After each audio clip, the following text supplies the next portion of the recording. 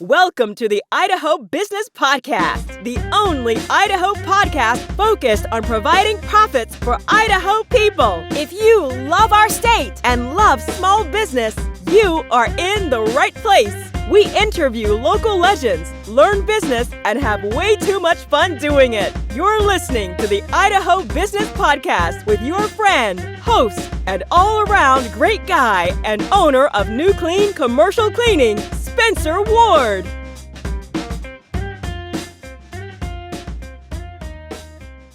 All right, welcome back to another episode of the Idaho Business Podcast. I am remote today in Seattle with one of my good buddies, Jason Johnson. This guy is, he's a veteran to this program because he's been on once, maybe twice at this point. I can't remember. But he owns a premier janitorial in Wasilla, Alaska. He owns, what is the other one? It's, don't tell me. Blue Springs Ice. And water. In Orlando and also into the Daytona Beach area. So if you're thinking to yourself, how does someone own a business in Alaska and another business in completely across the other side of the country in Florida? Well, you're about to know. But anyways, Jason Johnson's a good friend. He decided to sit down with us and just help us understand how we can own multiple businesses and still not be a slave to them and still obviously have the time and freedom to do what you want, right? For the most part, yeah. It's everything's every day is just sunshine and rainbows, right? Yeah, for sure. So maybe talk us through how you began this journey of like, you know what, I own a janitorial company. It's not, it's not a small janitorial company either. It's a big company over in Wasilla, Alaska. And then you're thinking, I want something more. What led you to say I'm gonna try my hand at another business? Probably lifestyle.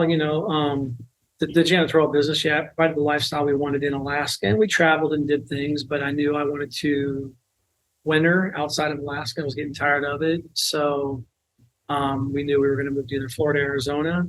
Ended up picking Florida, going there for a couple reasons, and got into the acquisition world of buying businesses versus building them, and knew that I guess that was the avenue I wanted to take to create a legacy for not just me, but for my family, for my kids, grandkids, be able to help parents and have a lifestyle and have a house in Florida as well and be able to support that lifestyle there as well. So felt like we had learned enough and built our business to the point where we've been traveling a few years before in the winter, empowering our team and putting the right people, processes, and systems in place to be able to be away from our business. So sure, felt like we had the business, say knowledge, but the ability to be able to buy another business where we didn't have a job, but yet could create processes and systems and ones that were already in place to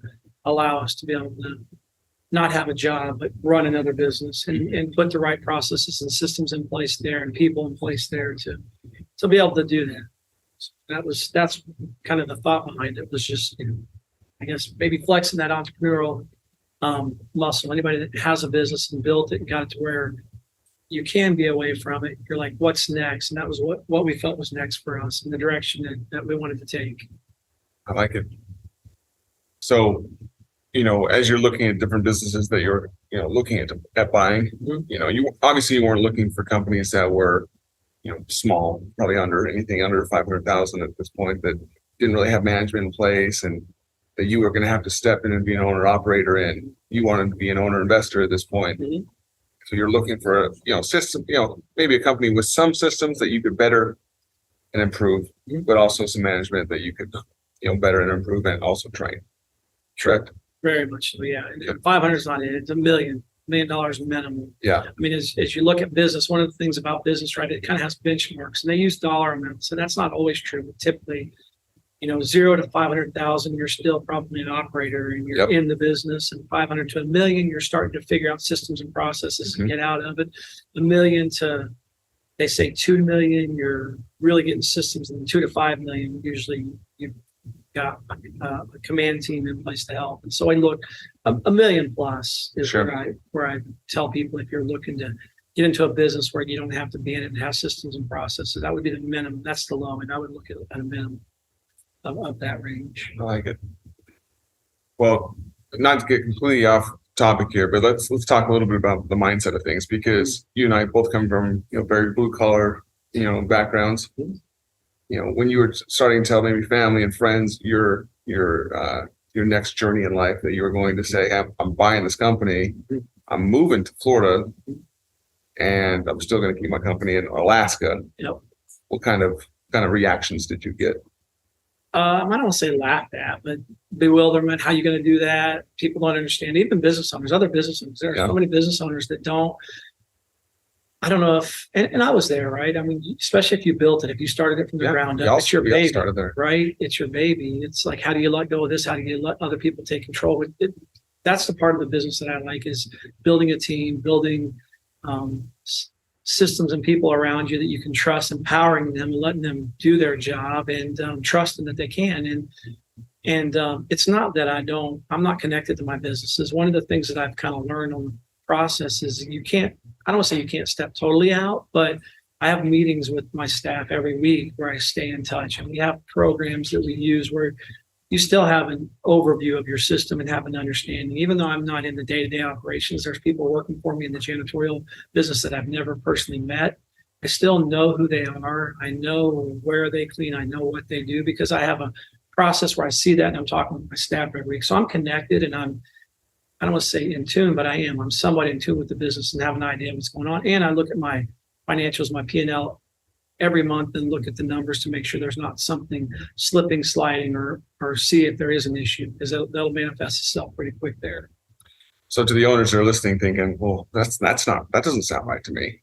I personally have to be there to make sure things get right, because these guys or gals don't know how to do the things that I know how to do.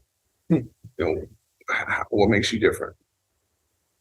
I mean, we're all replaceable. And if you're not building a business if you have a business where it's driven on you, That's right. you got a job.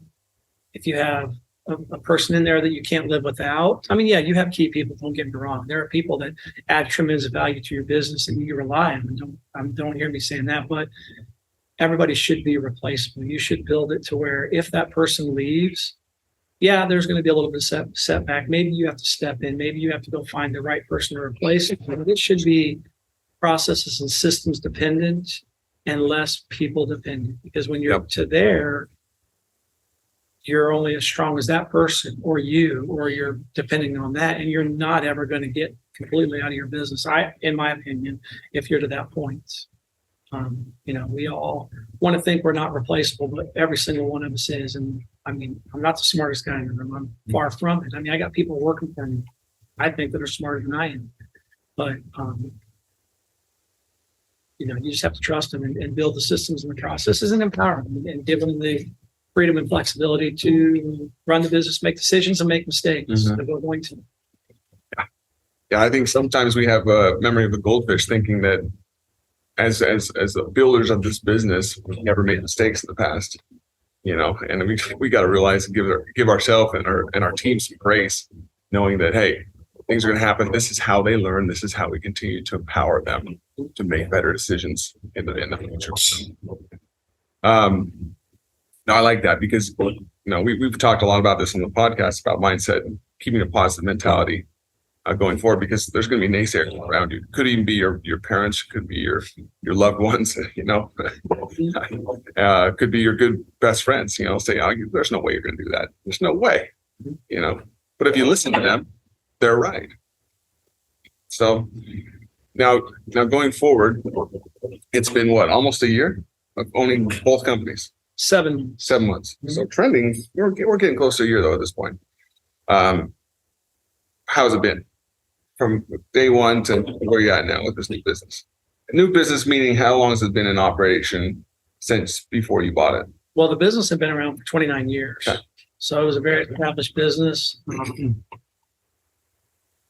So, I mean, is it going perfect? No. I mean, there's things that I'm implementing. I'm trying to create a new culture. Sure. The culture was totally different than where I wanted it. So that's been the biggest struggle, getting people to buy in or getting rid of the people that don't want to buy into the culture, bringing in the right people that want to embrace what we're trying to do. But I came in with the mindset right from the beginning and made it known to when I bought the company from the other owner and to the staff that stayed that were, in place to help run the company, that I was buying a business as an owner, not a job. I wasn't going to be there every day. I had an intention of being there every day, and that I was empowering them to do their job. They were, that being said, the number one that was supposed to be one of my main guys running it, he's back to just driving a truck now. He's not even in the picture. I had to hire a new number one, kind of elevate one of the office staff into doing more work to free up another person that I needed to be able to be on a high level to run the business, to free her up. So we've made those changes. But overall, I mean, I'm already in the process of looking at 3 other businesses, not to buy all 3, but to buy one and add another business into our portfolio. I mean, that's what I am. I'm going to acquire businesses and add to my portfolio, teach my kids how to do this, my grandkids, and help them change their trajectory, their path, and create a legacy for my family and generations to come. And the part that I like the most about it is empowering other people and being a mentor to people that don't have the mindset and think they can do this, and show them that, like, you can run this business. It may not be yours, but you can run it. And I can help show you the tools and resources to where eventually maybe you could own your own business or run this and make a lot of money working for me running this business, or businesses, if that's the case. Mm-hmm. That's the part that I like. I like that a lot, because I think too much in this world, we're being told, no, you can't do that you can't accomplish that, you can't amount to that. It's just bull crap, because we live in such a negative, influential, time. We just got to push forward and keep our mental clarity about ourselves. So now let's move to core values. Obviously, we're huge on talking about core values in this podcast. Yep. You have core values you run your janitorial company with.